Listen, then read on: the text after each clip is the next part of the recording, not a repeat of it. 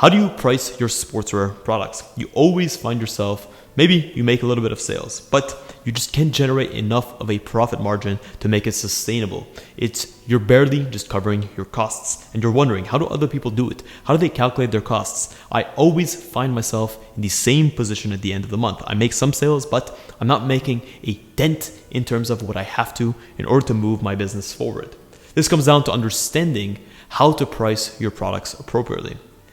In business, we have to understand there's such a thing as direct costs and indirect costs. Both of these costs play into how and why you should price your products a specific way. Most customers or most people are much more attuned to understanding their direct costs versus their indirect costs, because your indirect costs can be quite overwhelming. What do I count as indirect costs? How do I split up my indirect costs across my different products? This creates the difference between running a profitable business, one that generates a revenue that has a profit margin to it, that allows you to scale and to grow and to invest into staff, invest into better marketing, invest into better product, into more inventory in order to grow your business. So in today's episode, we'll be discussing what are the different ways to scale your business through better pricing strategies, and how to calculate your costs effectively, and what to calculate in your costs so that you can have a selling price point that makes sense for your customer, but also has enough margin left into it so that you can scale season after season and you can make your dream of running a successful sportswear brand a reality. So without further ado, we'll get right into it. The first thing is to understand the difference between direct and indirect costs. Direct costs are any costs that contribute directly to the cost of goods sold. So in a garment, this will be the fabric, this will be the stitches, this will be the labor, this will be the trims, the accessories, this will be the packaging perhaps, this will be the shipping cost to get it to you per unit.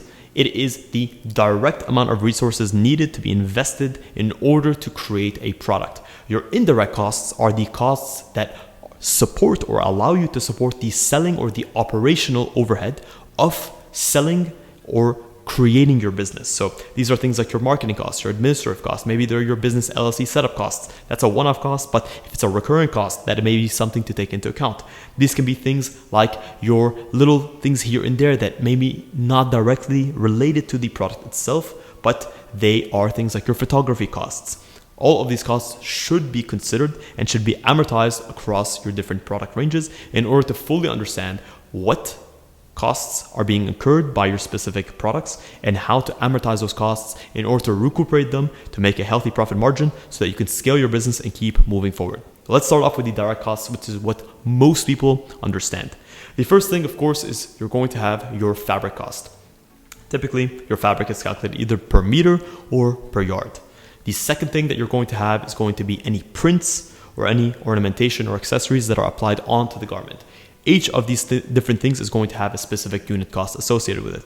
Then you might have things like your cutting costs or your labor costs, which come into their own category within your direct costs. So these are things like your cutting, your sewing, your packing, your quality control.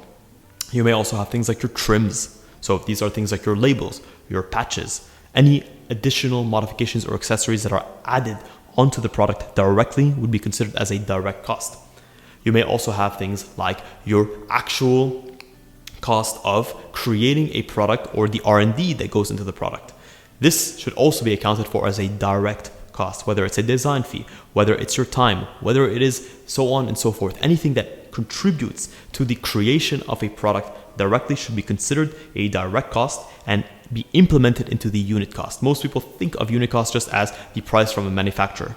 Sure, that's a starting point, but things like your shipping cost, your tariffs, your duties, your taxes, all of these things should be implemented into. Now let's calculate your indirect costs. Your indirect costs are a little bit more difficult to amortize over your production run because with your direct costs, you have one unit that's being made, and for every unit that's being made, there is a new requirement of labor, there's a new requirement of trims, there's a new requirement of printing, there's a new requirement of cutting and sewing. So there is a direct relationship to each unit you make and how much cost is incurred versus your operational or your indirect costs.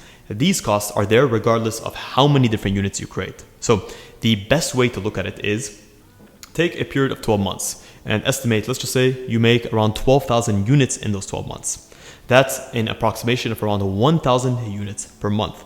And your operational overhead or your indirect costs can pretty much be calculated on a month-to-month basis. So let's just say you have the rent for your office or your studio or the space. Perhaps that rent is $5,000 a month. Then you would take that $5,000 and you would divide that 5,000 by 1,000, since you're approximately making 1,000 units a month. So your direct or your indirect cost that is contributed by your rent overhead is $5 per unit, given your current output of 5,000 or 1,000 units a month of production capacity. 1, 2, 3. Next is your marketing and your advertising spend. When it comes to marketing and advertising spend, there's what is known as ROAS, or return on ad spend. Your return on ad spend effectively dictates how effective your marketing campaign is in generating sales for your brand.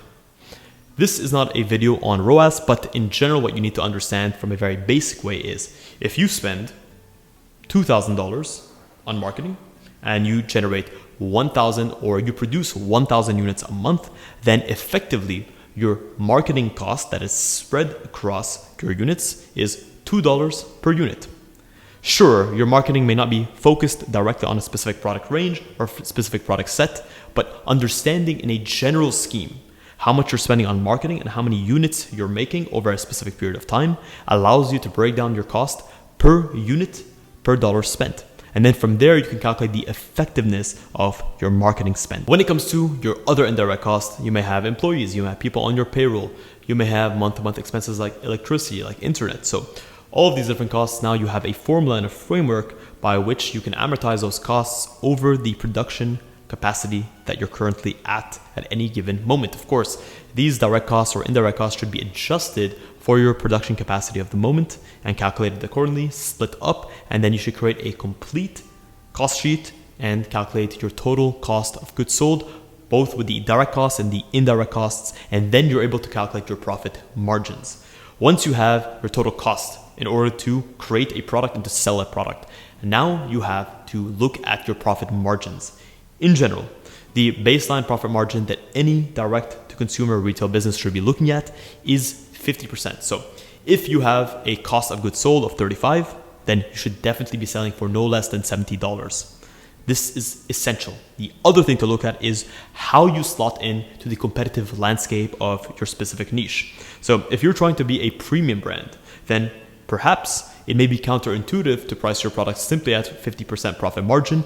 If you've effectively calculated your costs, you may be able to double your profit margin. This may be counterintuitive, you might think, right? Why would I double my costs when Shadi is telling me that I can just definitely do a 50% profit margin and be in a healthy position? Because there's something known as competitive landscaping. If you're operating in a niche where you're offering a premium product and most leggings in your category are being sold at $110, $120, then even if you can afford to sell your product at $75, consumers are going to be wondering, why is this product priced so cheaply when others are pricing at this specific price point?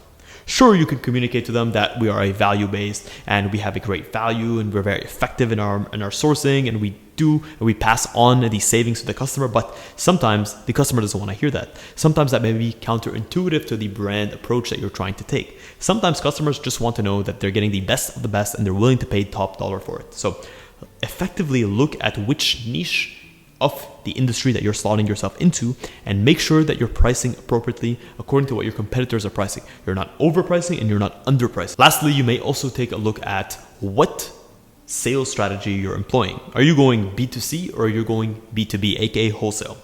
When you go B2C, you take your total cost of goods sold, both direct and indirect costs. You typically multiply that by 2 in order to get your recommended retail price, the baseline.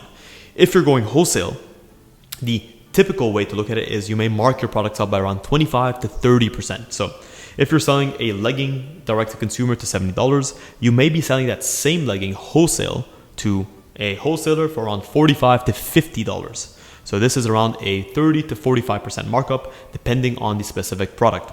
You may also give tier discounts depending on how large the order is, the specific wholesaler, what their account is. So making sure that you are monitoring where or how your sales strategy is being implemented is going to be key in terms of how much profit margin you should take so that it makes sense. With a wholesaler, you're obviously not selling unit per unit. That volume allows you to maintain a stability in your business, but that also means that there's a risk that's being passed on to the wholesaler. With that risk means a lower profit margin. With a direct to consumer business, you take on all the risk, but you also have the task of making sure that you sell all the product. So you're able to charge a higher price for it. It just makes sense. Is it the case that once we set the prices, then it's all said and done? We can neither adjust the price, neither raise it, nor lower it? Well, that's actually not the case. You always want to implement regular reviews of your pricing to make sure that at any given price point, your costs are maintaining, they're not increasing. So if your costs are increasing, it doesn't make sense if you're trying to hit a 50% profit margin to keep your costs consistent. Of course, you want to give your customers some sort of stability. You don't want to be changing your prices season after season, but let's just say a biannual review or even an annual review of your prices to make sure that your costs of goods sold is not going up dramatically, or at the same time to make sure that your products are not selling at that specific price because they're not priced appropriately. Perhaps they're priced too high for the specific market segment that you're in, and your marketing is not able to communicate those products effectively in order to create a turnover of the products. A consistent review of how your pricing is performing and if it's allowing you to generate a profit is key to maintaining a healthy business structure as you move along. At the same time, you may want to offer promotional pricing every now and then, depending on the time of year, whether it's Black Friday, whether it's a Christmas sale, whether it's a seasonal sale, in order to generate consumer interest, in order to get customers that may not have the confidence to go with your brand for the first time, to get them to actually take that leap of faith. So there's a variety of different ways that you can employ promotional pricing in order to get customers to buy. If you want me to make a video in the future on different promotional pricing techniques that you as a sportswear e-commerce apparel brand can implement today in order to get customers to buy, let me know in the comments below. Smash a massive thumbs up. And if you want to discuss pricing strategies for your business to help you generate a profit, to help you to scale your business, and you want to speak to me directly, I offer one-on-one consultation calls every single week, and you can check the link in the description to book your call with me. I do recommend that you hurry up because slots are extremely limited, and once they're gone, you have to wait another week. But I say this from the very bottom of my heart. Thank you so much, guys, for tuning in to this episode of FittDesign TV. Until next week's episode, stay awesome.